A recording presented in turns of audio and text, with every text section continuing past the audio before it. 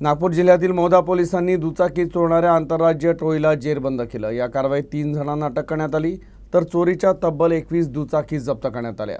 यात नागपुरातील अनेक दुचाकी चोरीच्या घटना उघडकीस आल्या आहेत।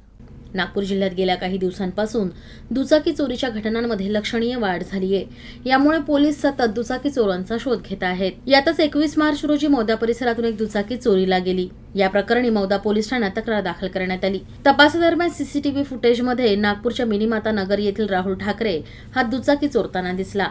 दरम्यान पोलिसांनी त्याचा मोबाईल क्रमांक मिळवून त्याचं लोकेशन ट्रेस केल्यानंतर त्याच्या घराजवळचं लोकेशन आढळलं। या आधारे पोलिसांनी राहुलला त्याच्या राहत्या घरातून ताब्यात घेतलं।